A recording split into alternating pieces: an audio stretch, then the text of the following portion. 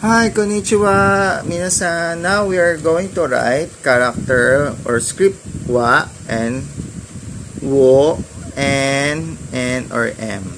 Okay, so first I would like to discuss una ito.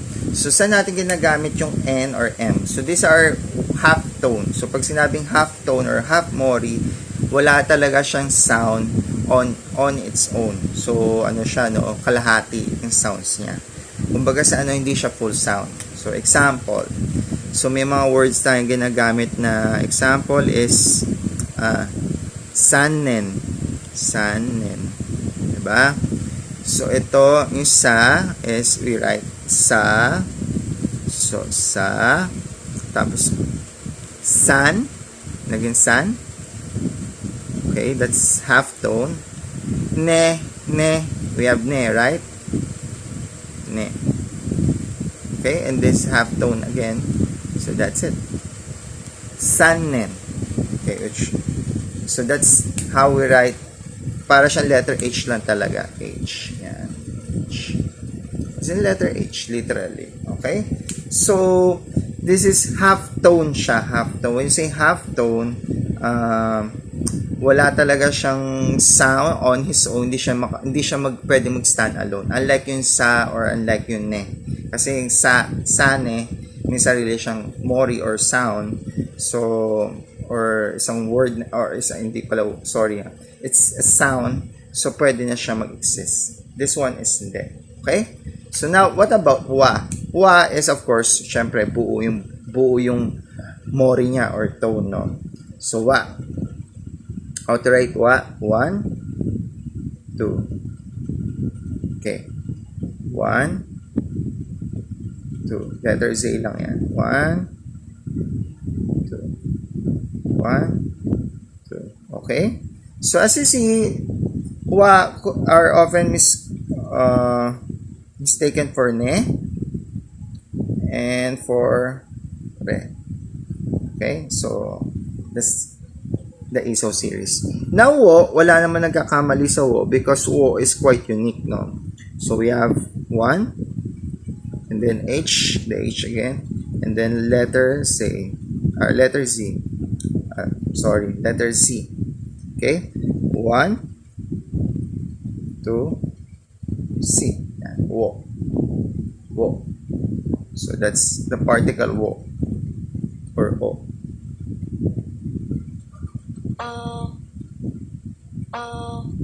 Okay. Now, another thing is you will see that there is a ganyan, no? So, parang maliit, no? So, what's that? This one stands for the small su represents half sounds of P, T, K, S. This one is a full sound of su.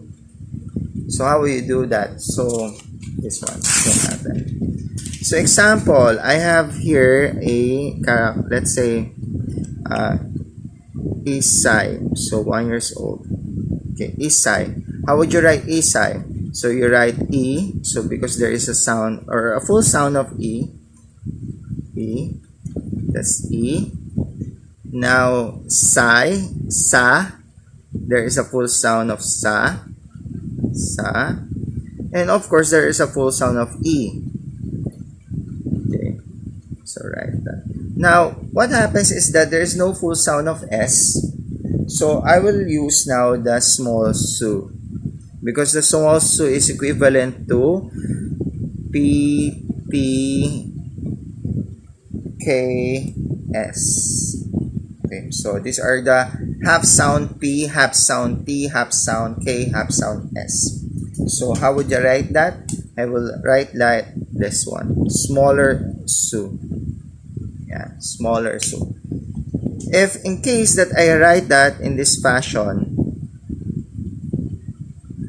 or sinulat ko ng ganito, it will read as isusai. So totally that's not the word. No. So that's not the word I am reflecting to. Okay? So hindi siya yung word na dapat natin isulat.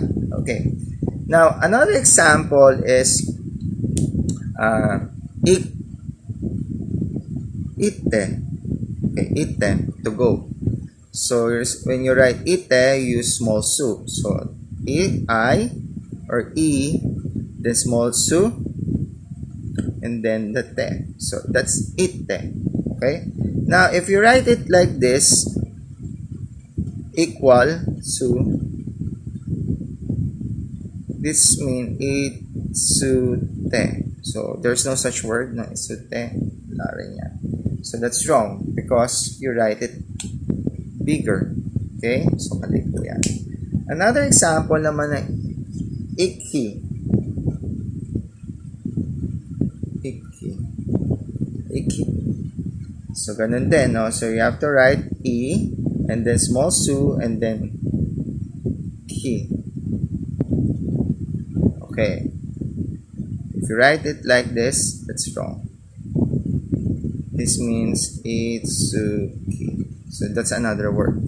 Now, what the term means if that's letter P or if that's letter T or that's letter K or S, what the term means is that this, yung hiragana after the half tone. So let's say in this case, so this is the hiragana is S.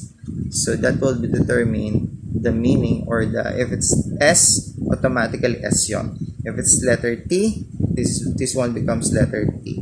If it's letter K, this one becomes letter K. In our sense, no? In our English. So if it's sa or anyone that ends with S, in our sense, non-Japanese, it means to say that this is S. If it's letter T, this means to say this is letter T. If it's letter K, this means this one is letter K. So that's my explanation, no?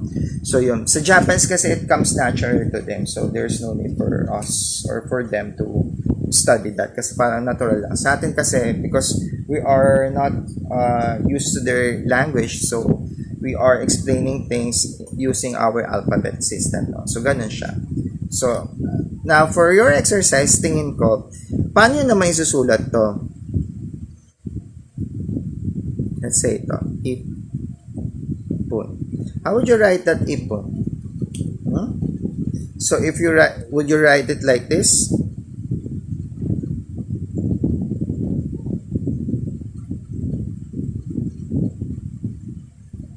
Tama ba? Of course not. Siyempre, may kulang, di ba? You have to write su. Okay? So it should be written like this. Small su. Okay? So that's it. Ipon. Okay? So, keep writing and of course, gambarimasu. So that's it. So this one is difficult. Okay? So, gambarimasu. Keep studying, keep learning. Bye-bye.